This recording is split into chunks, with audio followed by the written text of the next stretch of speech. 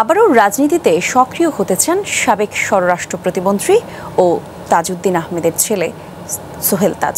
বাংলাদেশের প্রথম প্রধানমন্ত্রী ও স্বাধীনতা সংগ্রামের অন্যতম নায়ক তাজউদ্দিন আহমেদের ছেলে সোহেল তাজ।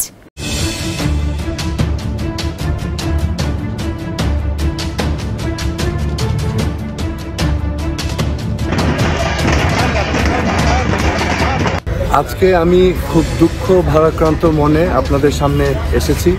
আমি আজকে বঙ্গবন্ধুর ৩২ নম্বর বাসার সামনে, এটা আপনারা সবাই জানেন, এটা বঙ্গবন্ধুর জাদুঘর ছিল এবং এই বাড়িতেই ১৯৭৫ সালের ১৫ই আগস্ট আমাদের জাতির জনক বঙ্গবন্ধুকে সপরিবারে নির্মমভাবে হত্যা করা হয়েছিল।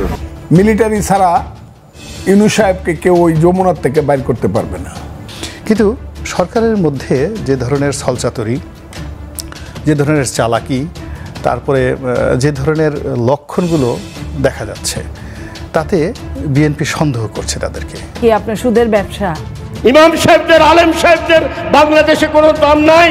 আপনারা সুদখোরের কথা বললেন। বাংলাদেশের প্রেসিডেন্ট হলো বড় সুদখোর ডক্টর ইউনূস, সবচেয়ে বড় সুদখোর হলো ডক্টর ইউনূস।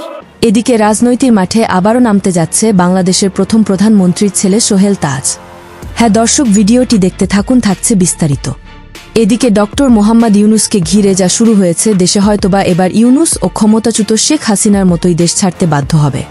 কারণ হিসাবে জানা যায়, দেশে যদি কথায় কথায় আন্দোলনের ডাক দেওয়া হয়, তাহলে প্রধান উপদেষ্টা থেকেই বা লাভ কি?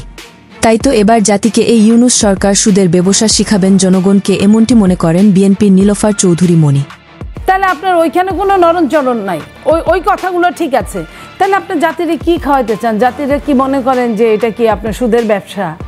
যে সবচেয়ে গরিব প্রান্তিক লোকদের আপনি দিলেন, তারা টাকা দিতে পারলো না, পালায় আসলো, তার ঘর বাড়ি দখল করে নিলেন, তার টিনের চাল খুলে নিলেন। আমি খুব দুঃখের কথাগুলো বলছি। আপনি জানেন যে আমি নবম জাতীয় সংসদে তার পক্ষে আমি সংসদে বক্তব্য দিয়েছিলাম। সে নোবেল বিজয়ী হওয়ার পরে যখন শেখ হাসিনা তার বিপক্ষচারণ করছিল। শুধু তাই নয়, মিলিটারি ছাড়া ডক্টর মোহাম্মদ ইউনূসকে কেউ যমুনা থেকে বের করতে পারবে না, এমন বিস্ফোরক মন্তব্য করেন বিএনপির কর্মী ফজলুর রহমান। মিলিটারি ছাড়া ইউনূস সাহেবকে কেউ ওই যমুনার থেকে বাইর করতে পারবে না। উনি ৭১-৭২ বছর বয়স হওয়ার পরে ওনাকে ওই চেয়ারম্যানশিপ থেকে বাদ দেওয়া হয়েছিল গ্রামীণ ব্যাংকের। উনি এইটা ছাড়তে রাজি হন নাই, আমরা এটা ভাবি নাই তখন।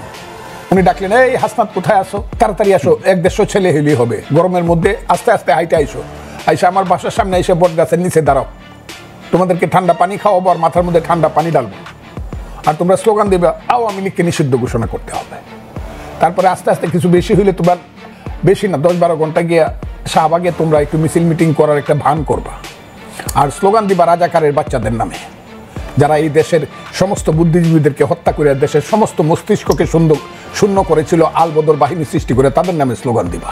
দিলে পরে আমরা আওয়ামী লীগকে নিষিদ্ধ করে দিব। ওই নাটকটা যত সহজে উনি উতরাইতে পারছে, পরের নাটকটা কিন্তু এত সহজে উতরাইতে পারে নাই।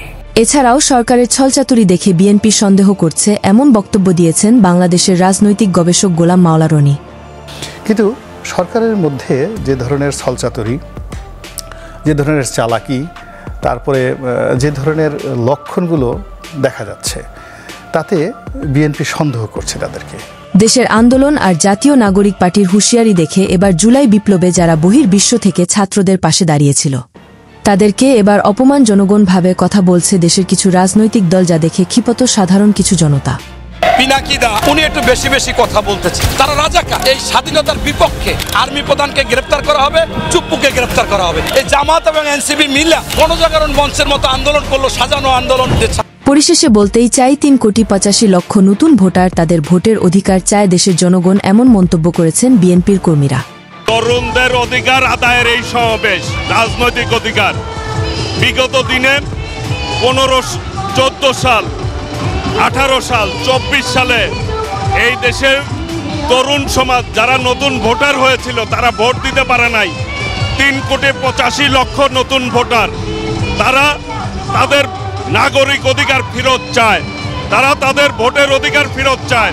যেখানে এবার দেশের এমন পরিস্থিতি দেখে এবার সাধারণ জনতার মাঝে জাতীয় নাগরিক পার্টির এনসিপির দক্ষিণ অঞ্চলের মুখ্য সংগঠক হাসনাত আবদুল্লাহ এবার দেশের মানুষের কাছে নির্বাচন নিয়ে ভিক্ষা চাইলেন।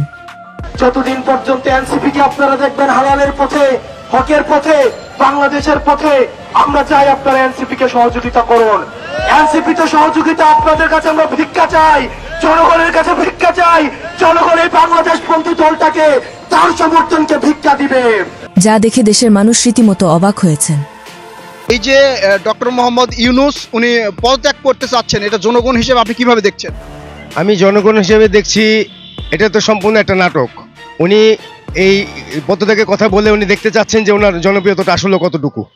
এতক্ষণ আমাদের সাথে থেকে ভিডিওটি শেষ পর্যন্ত দেখার জন্য আপনাকে অসংখ্য ধন্যবাদ। আপনি চাইলে আপনার মূল্যবান মতামত আমাদেরকে কমেন্ট করে জানিয়ে দিতে পারেন।